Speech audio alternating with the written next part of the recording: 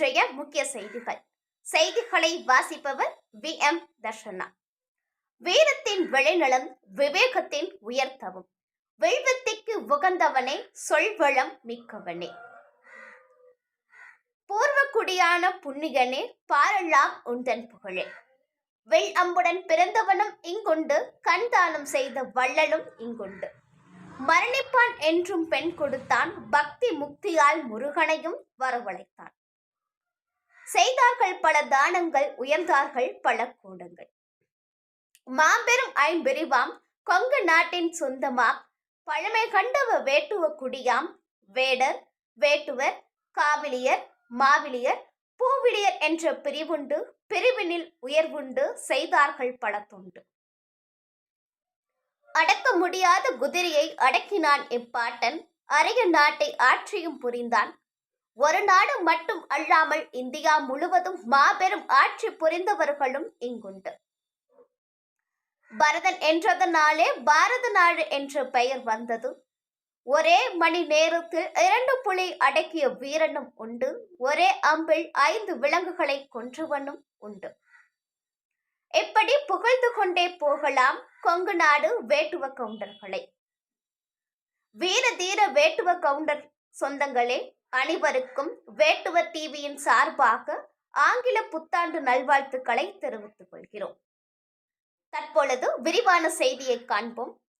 கோயம்புத்தூர் 1799 ஆண்டு சொல்லிய செய்தியானது, ஆங்கிலேயர் ஆட்சி வந்த 1799 ஆண்டில் கோயம்புத்தூர் மிகச்சிறிய பட்டணமாக இருந்தது.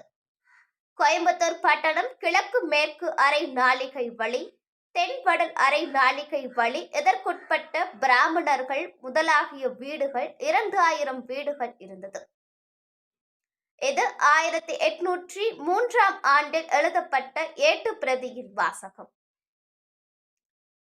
கன்னட தேசத்து ஒக்கிலியர், பலிஜவாறு, தேவாங்கர், கோதாவரி நதி தீரத்து வசியர்கள், தொரையர்கள், உழவர் மண்ணிலிருந்து ஒப்பெடுத்த ஒப்பிலியர், கொங்கு பள்ளர், மேதர்கள், கவுண்டர்கள் என்ற பல்வேறு குல மக்கள் இங்கு வாழ்ந்து வந்தனர்.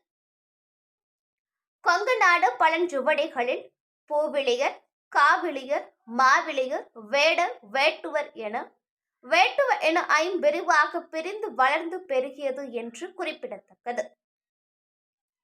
துவாபார யுகத்தில் பாண்டவ வீரனும் அர்ஜுனன் கங்கையின் தென்கரையில் வாழ்ந்த நாகர்குல கண்டியான உளும்பியை மணந்தார்.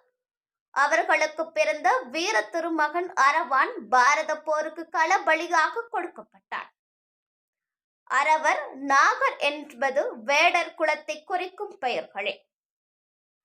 நமது சமுதாயம் சார்ந்த செய்திகளை உடனுக்குடன் தெரிந்து கொள்ள வேட்டுவ டிவியை சப்ஸ்கிரைப் செய்யுங்கள்.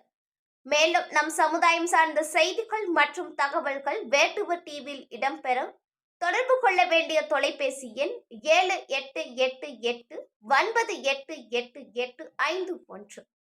இத்துடன் இன்றைய செய்தி அறிக்கை நிறைவடைகிறது. மீண்டும் நாளை 7:30 மணிக்கு சந்திப்போம். நன்றி, வணக்கம். மீண்டும் வேட்டுவ டிவியின் சார்பாக நமது வேட்டுவ சொந்தங்கள் உறவுகளுக்கு ஆங்கில புத்தாண்டு நல்வாழ்த்துக்களை தெரிவித்துக் கொள்கிறோம். இன்றைய வருடமானது நல்வழியில் அமையட்டும். அந்த கண்ணப்பரின் அருள் பெருகட்டும். நன்றி.